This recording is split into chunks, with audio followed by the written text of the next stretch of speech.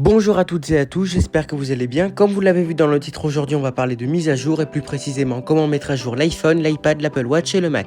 Je tiens à dédicacer cette vidéo à Sophie qui a vérifié que la procédure de mise à jour du Mac que j'avais dans la tête était bien la bonne. J'aurais pu faire une recherche et cela m'aurait pris 30 secondes, mais il faut croire que je commence à devenir feignant. Je ne vous fais pas mijoter davantage, on va apprendre à mettre à jour les appareils que l'on vient de citer et on va commencer par le Mac. Avant d'installer quelconque mise à jour majeure, rappelez-vous de bien faire une sauvegarde de vos données avec Time Machine pour le Mac ou iCloud pour les autres appareils. Pour mettre à jour le Mac, rien de plus simple, cliquez sur le menu pomme tout en haut à gauche et cliquez sur Réglages système ou Préférences système si votre Mac a une version plus ancienne que macOS 13. Une fois ceci fait, vous n'avez plus qu'à cliquer sur Général et sur Mise à jour de logiciel. Après une rapide recherche, le Mac va vous indiquer quelles sont les mises à jour disponibles, sélectionnez celle qui vous intéresse et faites installer. En fonction des paramètres de sécurité que vous utilisez, du type de mise à jour que vous souhaitez installer, votre identifiant Apple ou votre mot de passe de session pourront vous être demandés. Une fois que la mise à jour est téléchargée, elle va s'installer et une fois que ceci est fait, vous n'avez qu'à re-rentrer votre mot de passe de session et c'est fini. Dans le cas de grosses mises à jour telles que macOS 14, on peut vous demander également de re-rentrer votre identifiant Apple. Désormais que l'on sait comment mettre à jour le Mac, on va s'intéresser aux iPhones et aux iPads et vous allez voir que le cheminement est plus ou moins le même. Pour mettre à jour un iPhone ou un iPad, rien de plus simple, ouvrez l'application Réglages puis Général et sélectionnez Mise à jour logiciel. Après une petite recherche, l'iPhone ou l'iPad va vous dire s'il y a des mises à jour logicielles disponibles et si tel est le cas, cliquez sur Télécharger ou installer pour l'installer. Désolé pour cette phrase pas très harmonieuse, mais je ne pouvais pas vraiment faire autrement. Bref, après avoir cliqué sur le bouton pour installer la mise à jour, il vous faut entrer votre code et attendre. Si vous utilisez les données cellulaires, une confirmation avant le téléchargement vous sera demandée si vous voulez bel et bien utiliser les données cellulaires. Enfin, certaines versions majeures demandent l'acceptation des conditions générales d'utilisation, mais c'est relativement rare. Pour accepter les conditions générales d'utilisation, rien de plus simple, cliquez sur accepter tout en bas à droite et confirmez accepter une seconde fois sur la fenêtre qui vient de s'ouvrir. Une fois la mise à jour téléchargée, son installation sera automatique dès lors que les conditions seront favorables à l'iPhone ou à l'iPad, c'est-à-dire quand il sera verrouillé, branché sur secteur et connecté au Wi-Fi. Quand l'appareil est dans des conditions favorables ou si vous avez décidé de l'installer immédiatement, votre appareil va redémarrer et une fois que ceci fait, vous n'avez plus qu'à entrer votre code de déverrouillage et le tour est joué. Cependant, si vous êtes un petit peu malchanceux, vous serez obligé de reconfigurer certaines options de base comme notamment le Wi-Fi et Siri après la mise à jour. Pour mettre à jour l'Apple Watch, la procédure est relativement similaire. Ouvrez l'application Watch et cliquez sur l'onglet Ma montre. Une fois ceci fait, cliquez sur la section Générale puis sur Mise à jour logiciel et regardez si des mises à jour sont disponibles.